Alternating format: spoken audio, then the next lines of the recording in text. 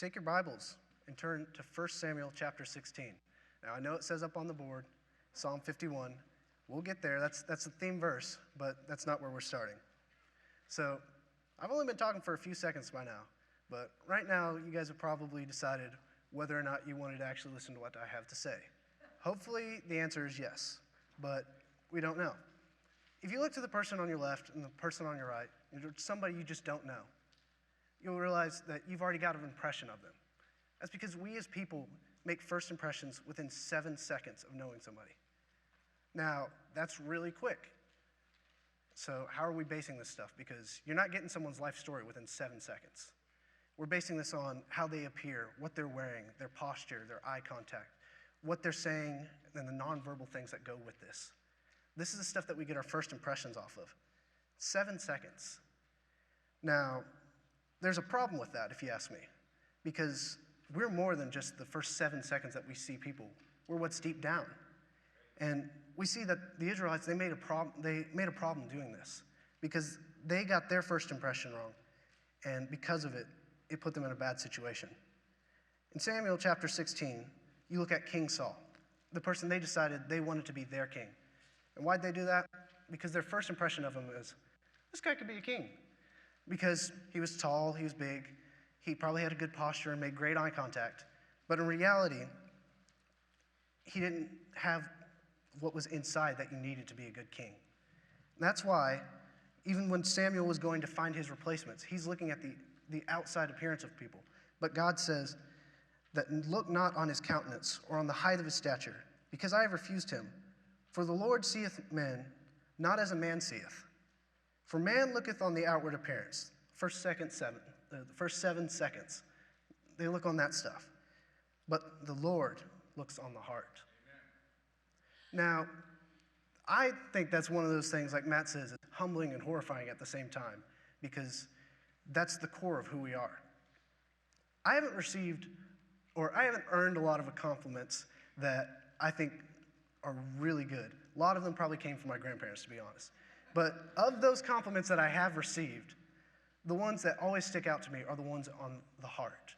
You know, someone saying you're a sweetheart, or you have a kind heart, you know, a heart of gold, the heart of a lion, things like that. That's what sticks with me, because all those other things can be made up within the first 7 seconds. But the things about the heart, that's what sticks. Now, the best compliment I've heard so far was one of David, because the Lord was seeking out a man after his own heart. And that's the kind of heart compliment you can't top. And David was a man after God's own heart. So we're going to look at David and see what exactly it means to be a man after God's own heart, so that we can be, not like David in the way that we are after God's own heart. We're not going to be men and women after David's heart. No, we're going to be Christians after God's heart. So we're going to see how David defines a godly heart. So in 1 Samuel chapter 17, we go and we look at the story of David. Everybody knows this story. My little brother got excited when he heard this. He's like, oh, we're going over David and Goliath, aren't we? I was like, we can't really go over David without going over David and Goliath. So, yeah, we're going to go over David and Goliath.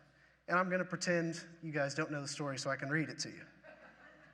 So we look and we see that the Philistines have gathered their armies, and they are battling against the Israelites. And as you know, there came out a champion, Goliath of Gath, whose height was 6 cubits and a span. He's a tall guy. And he was there in great armor and this weaponry, and he's just defiling God's name. He's slandering the Israelites. He's slandering God. And he's just trashing on them. And what are the Israelites doing? What is Saul doing? They're cowering in their camps and just taking it.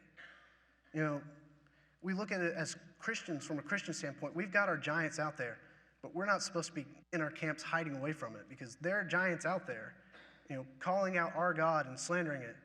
And we're not supposed to just sit there and take it like this. I mean, Saul was a tall guy.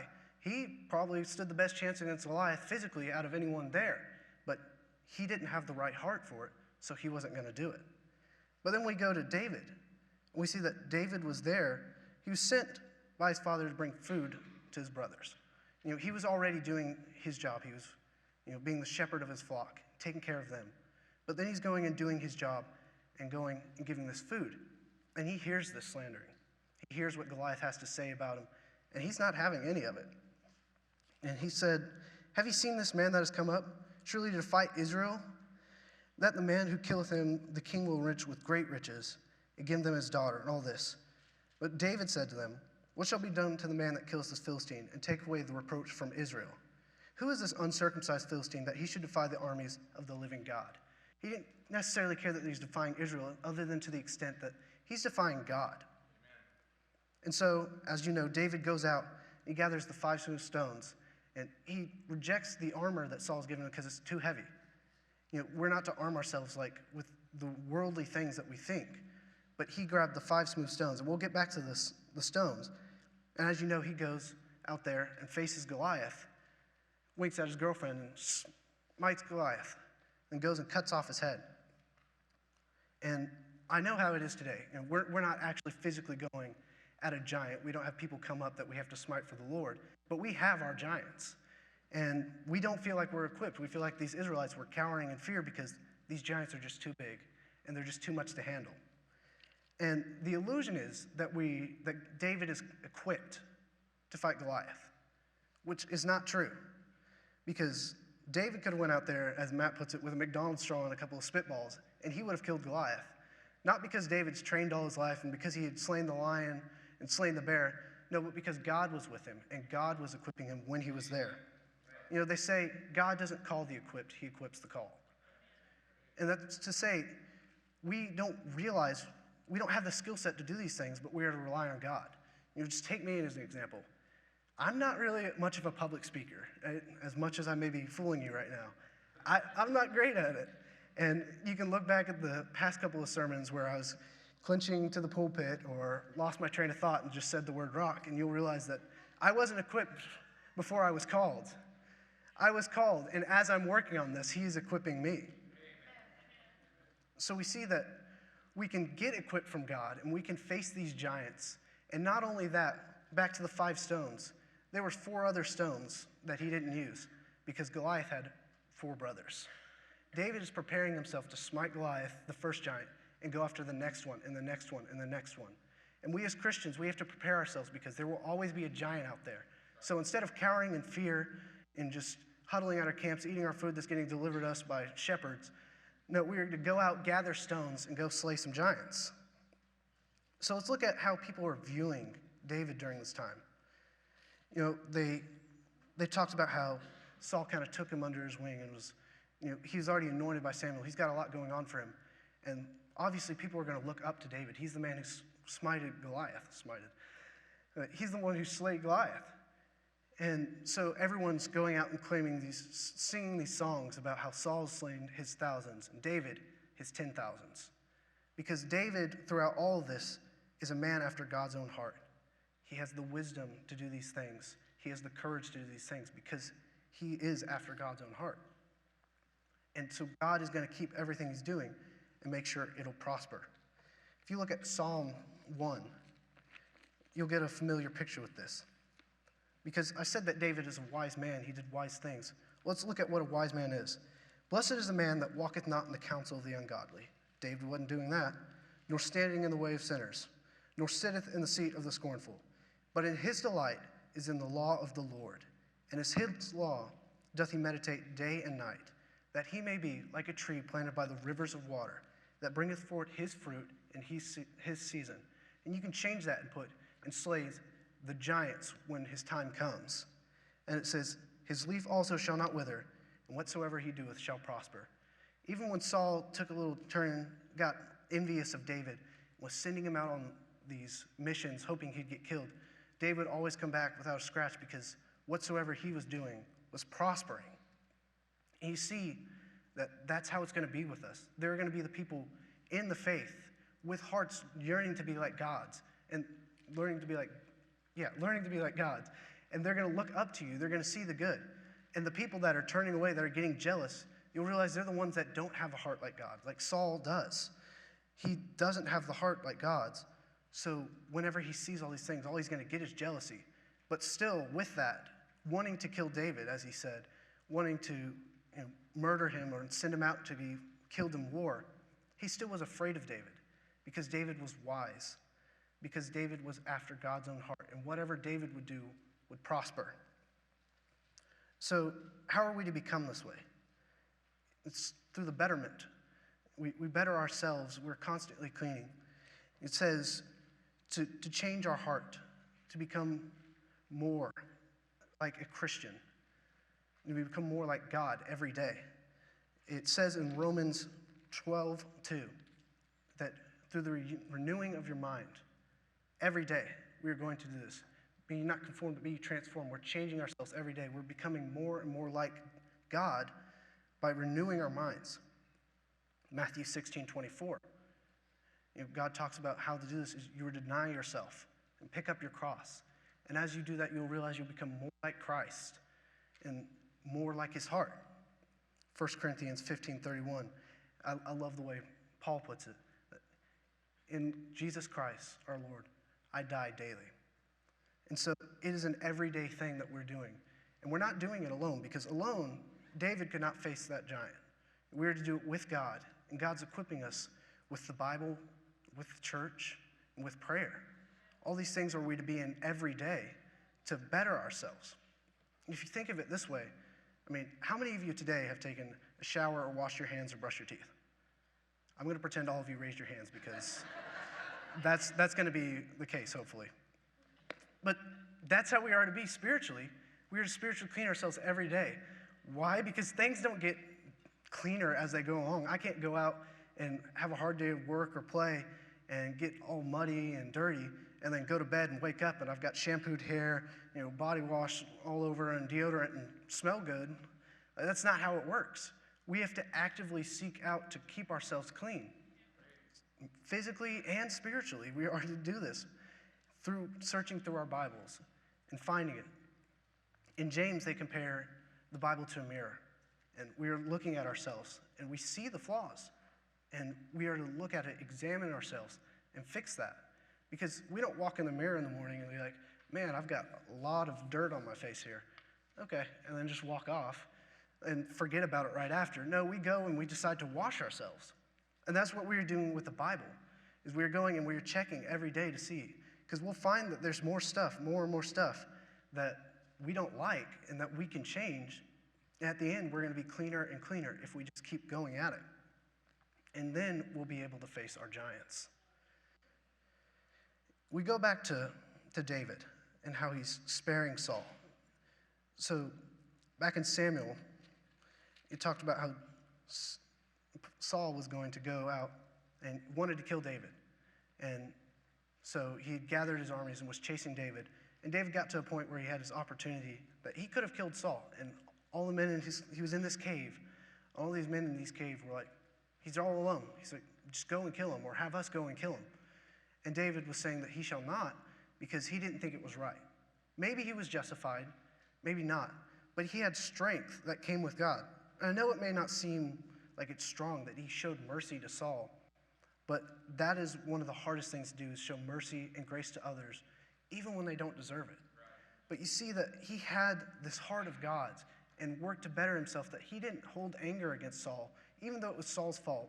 And even though Saul was going to try and kill him, he went and he cut off part of his clothing. And when Saul left, he showed him, he's like, look, that was a warning shot. No, he was like, look, I spared you, and just showed the grace of God and the mercy. 1 Samuel 24, we see that. And then we also see Mephibosheth, one from Saul's line in 2 Samuel 9. Let me get there real quick. In 2 Samuel 9, we look at Mephibosheth. David said, is there any left in the house of Saul? Not that he may go and kill them like they normally would do. When a new king came in and usurped the throne, which wasn't necessarily the case with David, they would go and they would cut off the bloodline of the old king so they don't rise back up and take it back. But because of Jonathan, David's love for Jonathan, their love for each other, because Saul had asked, he was not going out to kill them. But he went a step further. And he said he was looking for anyone that was left in the house of Saul so that he could show them kindness. And so that's where we get to Mephibosheth. Mephibosheth, his name means doomed at birth. He's representative of us. He was dropped when he was a baby and couldn't defend for himself or anything. He's basically doomed. So you can imagine, like, the look on Mephibosheth's face whenever someone came to him and was like, David's looking for you. He's like, well, that's it for me. Nothing he can do about it. But no, when he got there, David blessed him and showed this grace to him, the grace like God. And it takes strength to do that. We go through and do this, and go through our Bible and all these things so that we can have the strength to face these things and to give to others so that we can be here together. Now, I was going to say, I kind of wish that the story ended there because, man, David was doing really good with everything. But, when we're getting an account, we get the good, the bad, and the ugly because that's what the truth is, and that's how we live. So next, let's look at how David defiles a godly heart. Now, when we are going and we're trying to clean ourselves daily, it seems it's a very simple concept, but it's not easy because it's actively searching out to make yourself better. And it's really easy to get complacent with things and just not do it. And so that's what was happening with David, is that he was like one of these backsliding Christians who don't realize that this is a battleground, not a playground. When we stop and try and forget about these things and don't take it seriously, we'll realize that we'll start ending up in positions we shouldn't. And a lot of it is the question over what they really are, like how their heart is. Because if you ask me, we have too many people in Christianity and not enough Christians. As in, we have people in the religion of Christianity, and they say they're Christians and all these things, but in reality, they're not. Because they may go to church, and they may pray sometimes, but they don't have a heart like God's. And they never did, and that's the problem. So you see that they'll go to church for a while, and they'll enjoy it, but then all of a sudden they'll just stop, and they'll get worse and worse. And that's the case with David. You see in 2 Samuel chapter 11 that there was a battle going on. And David sent all his people, Joab and his servants and all of them, to go out and fight war. But David tarried still at Jerusalem, it says in verse 1. We know the story of David and Bathsheba. He was there in his kingdom. It came to pass in the evening tide that David arose from off his bed. He walked upon the roof of the king's house. And from the roof he looked out, and he saw this woman washing herself, Bathsheba. And the woman was very beautiful to look at. Now, we've asked this question before, and I'm sure you all know the answer, that when David saw Bathsheba, was it a sin? And the answer, it's kind of a trick question because you'd be like, yes. No, not when he saw her, but he lingered. But in reality, you have to think back further than that. David wasn't where he was supposed to be. We're very heavy on the sins of commission. You can't commit adultery, you can't kill, all these things, you can't lie. But just as bad as committing sins that you shouldn't is omitting to do the good things that you should. And that's what we're all guilty of because it's so much easier to do that. It's so much easier to get caught in the motion of life that we just avoid these situations. And if we're not doing the things we should do, then it's going to become harder and it'll become easier to end up in sin. Because when you're not doing the things you should do, well, when you are doing the things you should do, you're not going to have to worry about the things you shouldn't do. But when you're not doing the things you should do, all of a sudden the things that you shouldn't do are present there. When you're running and hiding from God because you didn't do what you should, you'll end up finding that there's some demons hiding in the same corner as you. So the omission and the commission of sins, both of them branch from the same thing, and it's a lack of submission. Our hearts should be submitted to God, and if they're not submitted to God, we'll find these problems. So we see what David did with Bathsheba, how he committed adultery with her, and already the problems are arising. And he gets himself into a bad loop here. As you know, Bathsheba gets pregnant. And so right then he's like, I need to fix this. I'm coming clean with my sin. No. He decides to try and cover his sin with more sin. So he takes the deceitful route and tries to bring Uriah the Hittite, Bathsheba's husband, back from war where he's supposed to be and take him here and have him lie with Bathsheba so then it convinces him that this kid is his. And that didn't work out because Uriah, in a funny way, was acting like David used to when he had a clean heart. He was doing the right things, and he was going and fighting these battles. And David came and brought him here, and Uriah's like, I'm not going to do any of this stuff while all of my brethren are out in battle. In parentheses, where David should be too. But so it didn't work out. And he tried again. He tried to get Uriah drunk and see if that would work. It still didn't work out. So there's where he came forth with his sin. He's like, okay, listen, I got to tell you something. No, again, he didn't. He tried to cover it up with more sin. And you see that this is just going to keep going and going, and it's going to get worse and worse. So he piled it on more. He gave Uriah a letter to bring to his superior, Joab, basically saying to kill Uriah, saying, send him to the front of the battle where everything's hot, and then withdraw all the troops, and hopefully he dies. And so that's what they did. They killed Uriah. And so when we take a look here, David had a bunch of sins piling on each other. Look at who was hurt with these sins. First and foremost, we have Uriah.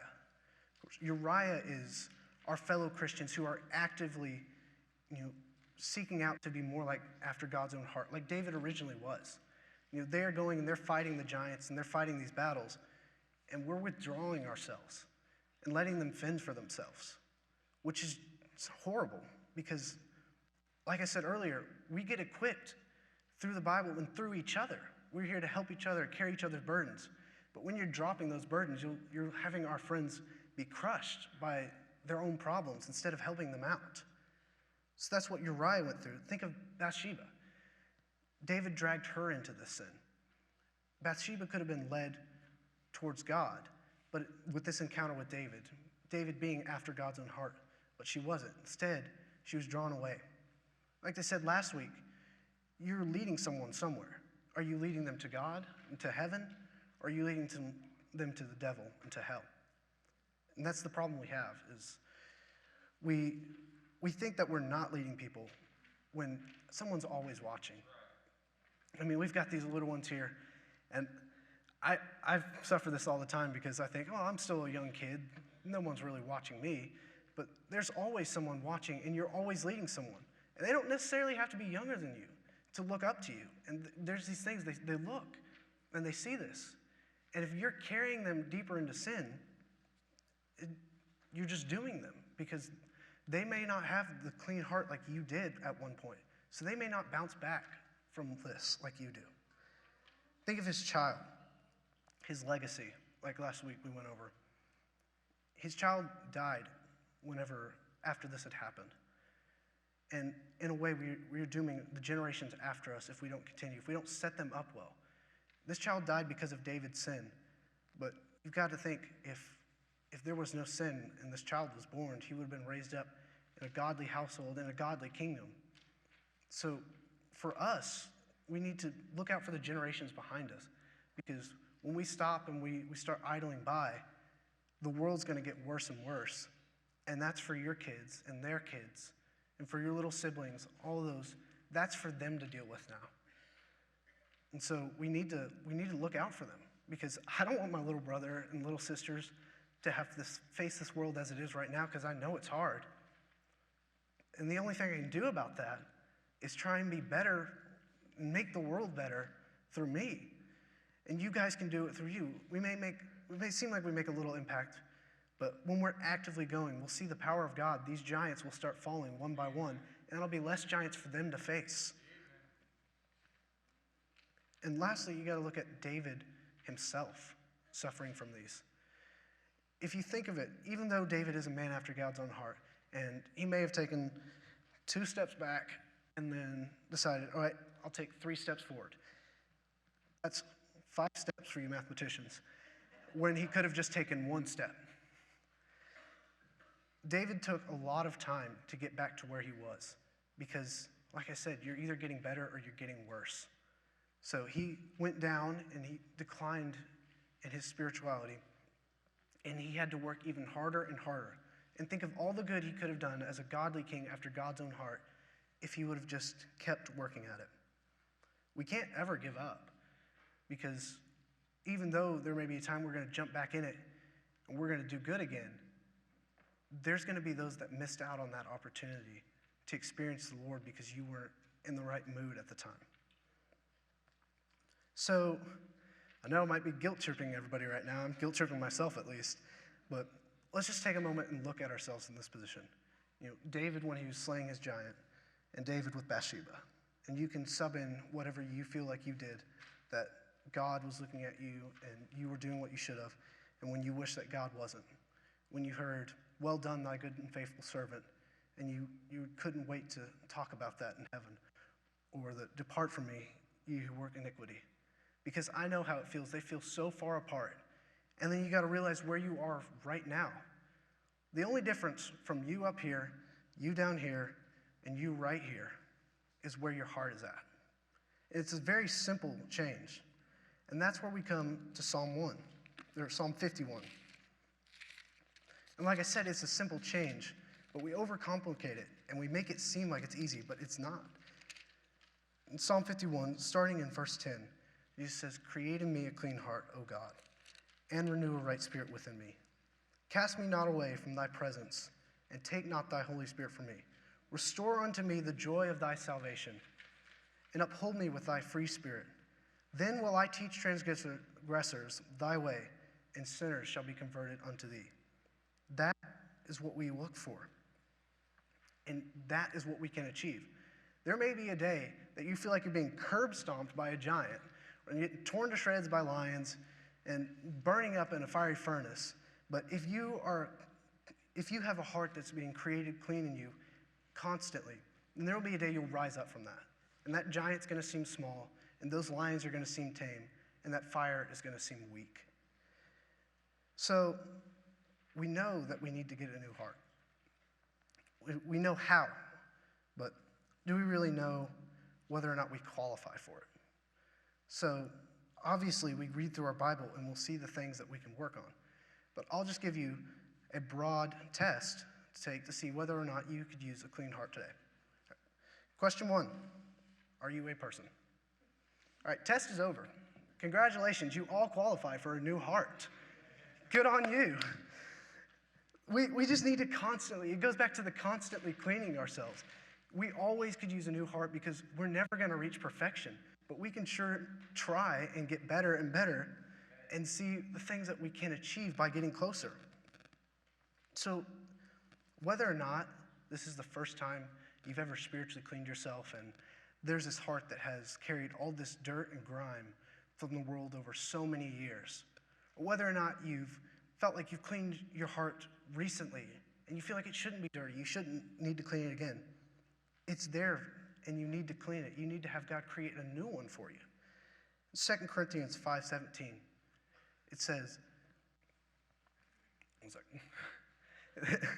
"Therefore in Christ, any man, he is a new creature, and the old things passed away, and all the new things, and all of the things are become new." We can put away our past and all this failing and all these sins that we've had. We can put that behind us forever because we're created new. And we're created that we can face these giants. So how do we do this? I feel like we as Christians have confused people when we say this because everyone and their dog has heard that Jesus loves you and has died for you. Everyone's heard this. But they don't really get it. So you have to think of why that is. So there's a little analogy we can go by, and then we'll realize their confusion. Imagine this.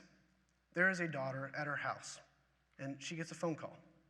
And they said that her father told her that he loves her. And then he went into a doctor's office and had them remove his heart. Sounds a little confusing, right? And he said he did it for her. Now, you understand the confusion there, but you might see where I'm getting at. That's what we do when we tell them that Jesus loved you and died for them, because they have no clue why. Now, same story, but with a different perspective. This daughter has a heart condition, and she's going to die if she doesn't get a new heart. And nobody can donate her heart because of how it is, except her father. And so her father tells her that he loves her, and he goes in there and he donates his heart so that she can come and accept it and be alive. That's what we don't give to them. So we need to give it to them so that we can, if the first time we can take this heart and we can live. And if we've decided that we feel like we strayed too far away from it, we can take this heart again and we can live again. We can have the joy of our salvation. Whether or not we had it before, the salvation before, or the joy of it has gone away, we can get the joy of the salvation. This is something I read to myself all the time because, we do good things, but then we stray away and we lose that joy. And it seems like a constant cycle.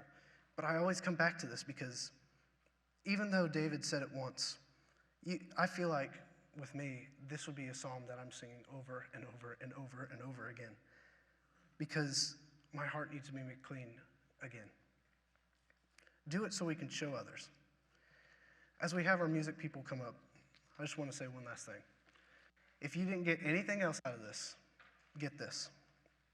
Back to the heart transplant analogy. It's a very simple concept, and I boil it down to this. You have to make the right exception and rejection of these hearts. Because if you're not rejecting your old heart, you can't accept the new heart because there's no room for it. And if you're not accepting the new heart, then you've never rejected the old heart and you're going to just go back to it. So you have to reject the old heart that wasn't going to get you to heaven and that was going to get you to hell because we are all sinners. And you have to take that and throw it away and take this new heart and accept it and accept that comes with it, that you are now a child of God and that you have a promised place in heaven. And accept that even though you're going to get dirt and grime on it, that there's a new one waiting for you and all you have to do is ask. And I know what it seems like sitting in these pews, that you're thinking about it and you want to do it, but you just don't know if you can. Well, from my experience, I'm not going to do it from that pew. And I'm not going to go home and do it. So come forth now. Come and accept the clean heart. And come and go in the Word. And make sure that you're getting this new heart over and over again so that other people can see something. And so that your lives will be better. Come and reject the old heart of the sinner that you once were and the sinner that you think you are now. And accept the new heart and become a Christian after God's own heart.